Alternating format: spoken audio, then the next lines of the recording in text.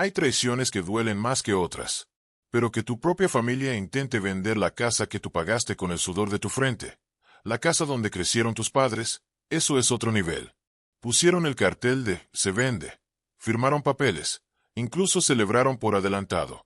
Lo que no sabían es que, años atrás, yo había añadido una sola línea en la escritura.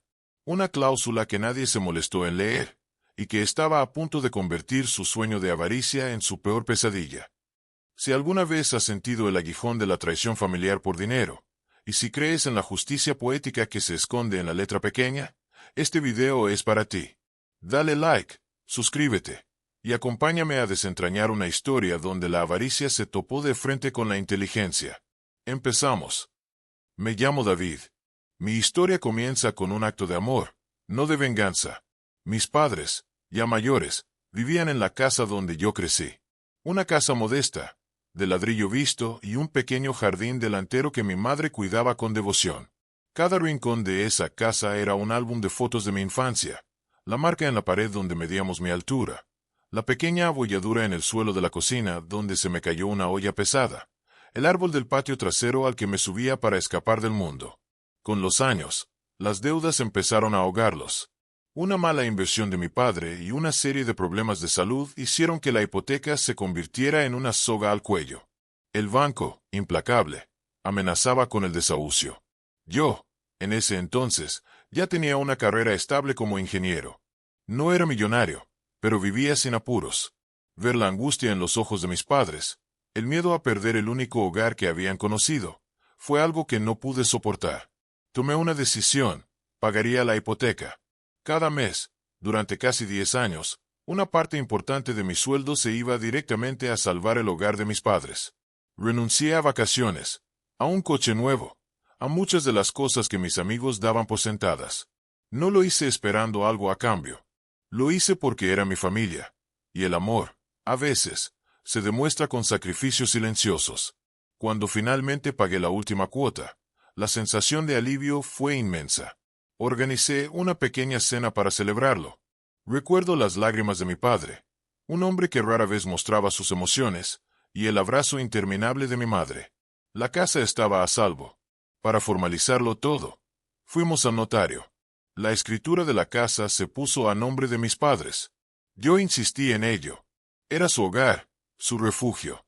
Pero mi abogado, un viejo amigo de la familia y un hombre increíblemente astuto, me sugirió añadir una cláusula, una línea casi invisible entre el denso y aburrido lenguaje legal. La cláusula era una condición resolutoria por ingratitud y actos de disposición no autorizados. En lenguaje sencillo, significaba que si mis padres intentaban vender, alquilar o hipotecar la casa sin mi consentimiento expreso y por escrito, la propiedad revertiría automáticamente a mi nombre. Era una salvaguarda. Una forma de asegurar que el sacrificio que yo había hecho no se evaporara por una mala decisión o, como sospechaba mi abogado, por la influencia de otros. Mis padres firmaron sin siquiera leerla. Confiamos en ti, hijo, me dijeron. Y yo confiaba en ellos. El error fue confiar en que esa lealtad duraría para siempre. Años después, mi padre falleció. Fue un golpe devastador para todos, pero especialmente para mi madre.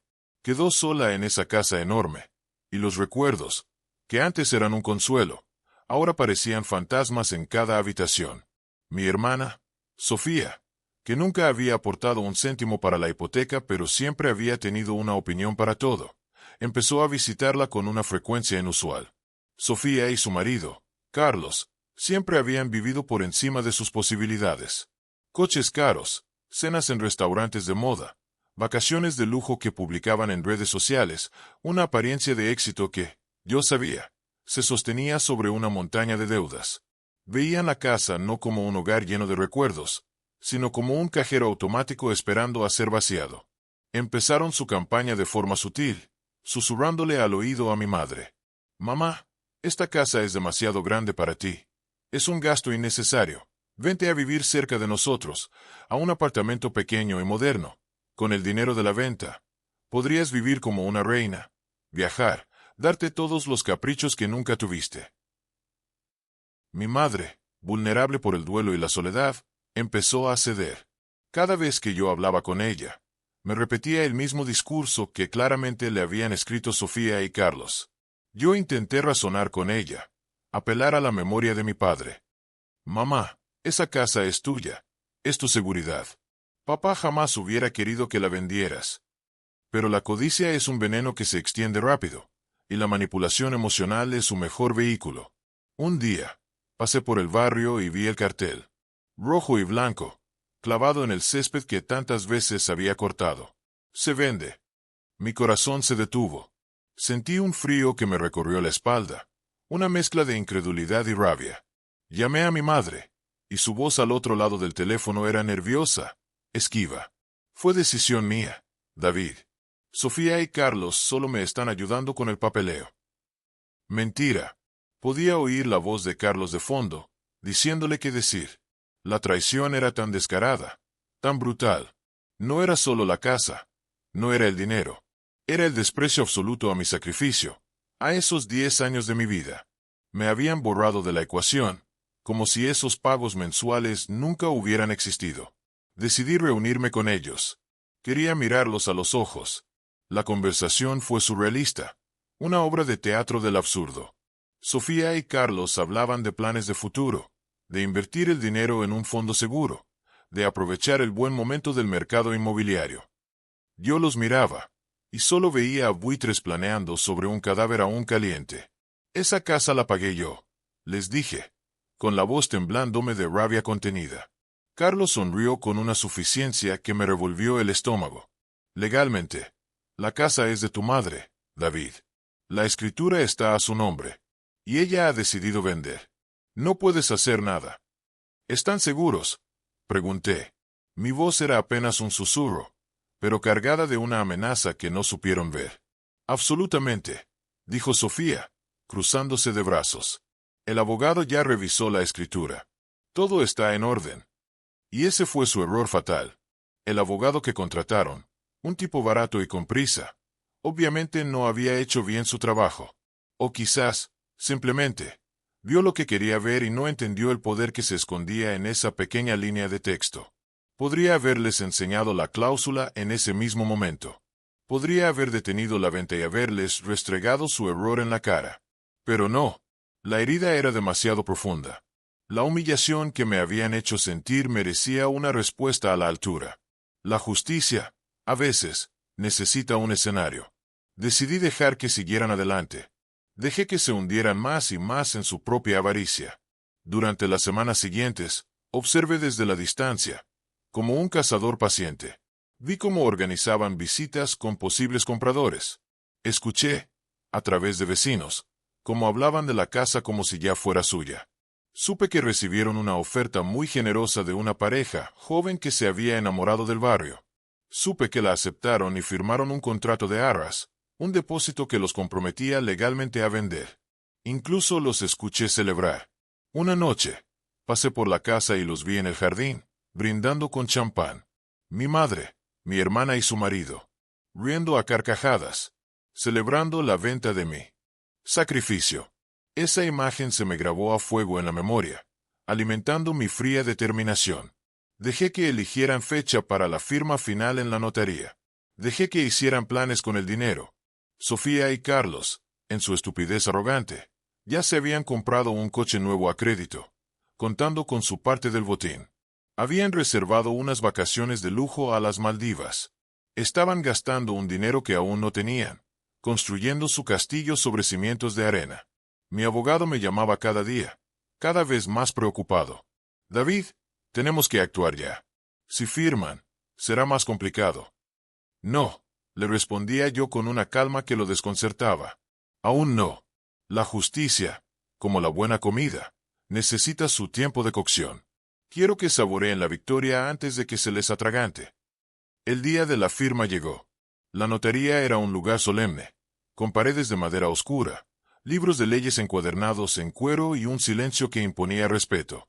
Los compradores estaban allí, una pareja joven y sonriente, rebosantes de la ilusión de su nuevo hogar. Mi madre, mi hermana y Carlos estaban exultantes. Sus rostros brillaban de codicia satisfecha. Se daban codazos cómplices y susurraban sobre el dinero que estaban a punto de recibir.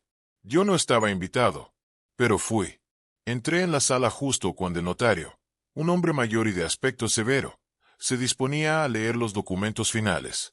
Todas las cabezas se giraron hacia mí. La sonrisa de Sofía se congeló. La cara de Carlos se transformó en una máscara de ira. ¿Qué haces tú aquí? Siseó, como una serpiente. Vengo a asegurarme de que todo se haga, legalmente. Respondí, y le entregué una carpeta a mi abogado, que había llegado conmigo. El notario, un hombre experimentado, nos miró con confusión por encima de sus gafas. ¿Hay algún problema, señores? Solo un pequeño detalle en la escritura original que parece que todos han pasado por alto, dijo mi abogado con voz tranquila, y le entregó una copia del documento donde había resaltado la cláusula en amarillo. El notario se puso las gafas y empezó a leer. Sus cejas se alzaron. Leyó la cláusula una vez, luego otra, más despacio, como si no pudiera creer lo que veía. Levantó la vista y me miró a mí, luego a mi madre. Señora, dijo, con una voz grave que resonó en el silencio. Me temo que esta venta no puede proceder. El silencio en la sala fue total, absoluto. Se podía oír el latido de los corazones. ¿Qué? ¿Por qué no? Exclamó Carlos, poniéndose de pie de un salto. Porque según la cláusula 7b de esta escritura, la propiedad está sujeta a una condición resolutoria. Al intentar vender la propiedad sin el consentimiento expreso y por escrito del señor David, dijo, señalándome con su pluma, la condición se ha activado. En este preciso instante, la titularidad de la propiedad ha revertido a su nombre. Legalmente, su madre ya no es la dueña de esta casa. Él lo es. El rostro de mi hermana se descompuso. Pasó del blanco al rojo y de nuevo al blanco en cuestión de segundos. Carlos parecía que iba a explotar. Balbuceaba palabras sin sentido. Los compradores nos miraban sin entender nada, sus sonrisas de ilusión transformadas en muecas de confusión y alarma. Eso es imposible. Es una trampa. Nos ha engañado, gritó Sofía, señalándome con un dedo tembloroso. No es una trampa, Sofía, dije yo, por primera vez, con una calma que me sorprendió a mí mismo. Es la consecuencia de vuestros actos, la consecuencia de la ingratitud. Está escrito aquí, en el mismo documento que vuestro abogado supuestamente revisó. Pero la cosa no terminó ahí. El abogado de los compradores, un hombre joven pero enérgico, se levantó. Un momento. Mis clientes firmaron un contrato de arras y entregaron un depósito sustancial. Si la venta no se realiza por culpa de los vendedores, tienen derecho a que se les devuelva el doble de la cantidad que entregaron. El depósito había sido de 30.000 euros. Tenían que devolver 60.000. Carlos miró a mi madre con ojos desorbitados. «Tú tienes que pagar eso», le espetó, olvidando toda la falsa amabilidad de los meses anteriores. Mi madre, pálida y temblando, me miró con ojos llenos de lágrimas y un arrepentimiento que llegaba demasiado tarde. «Yo no tengo ese dinero, David. Lo hemos gastado». La máscara de Sofía y Carlos cayó por completo. La codicia dio paso al pánico. Empezaron a discutir entre ellos, a gritarse, a echarse la culpa el uno al otro delante de todos. El notario, los abogados, los compradores, todos presenciamos el espectáculo patético de su avaricia desmoronándose en tiempo real. Mi abogado intervino con una precisión quirúrgica. «Señores, mi cliente, el nuevo y único propietario de la casa, no tiene ninguna obligación de pagar nada. El problema es de ustedes, que firmaron un contrato para vender algo que ya no les pertenecía en el momento en que pusieron el cartel». Salí de la notaría sin mirar atrás. No necesité hacerlo. El sonido de sus gritos y acusaciones fue la banda sonora de mi victoria. Dejé que se ahogaran en el desastre que ellos mismos habían creado con su propia codicia. Tuvieron que pedir préstamos a intereses altísimos para pagar la penalización a los compradores.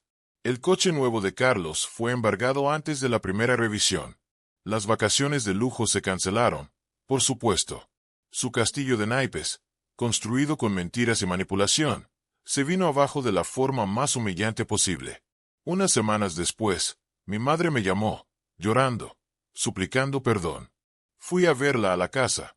Estaba sentada en el viejo sofá, rodeada de los fantasmas de sus decisiones. Estaba destrozada. Le dije que podía quedarse en la casa, su hogar, por el resto de su vida. Que nunca la echaría. Pero que Sofía y Carlos no volverían a poner un pie en ella. La relación con mi hermana está rota. Probablemente para siempre. A veces, la justicia tiene un precio. Pero recuperé mi paz mental. Y recuperé mi casa. Ahora, cada vez que paso por delante, no veo un cartel de se vende. Veo un monumento a la justicia. Un recordatorio silencioso de que, a veces, la mejor arma no es un grito, sino una línea de texto que nadie se molesta en leer. La familia debería ser un refugio, no un campo de batalla por dinero. Esta experiencia me enseñó que la confianza es frágil y que la avaricia puede convertir a las personas que más quieres en extraños.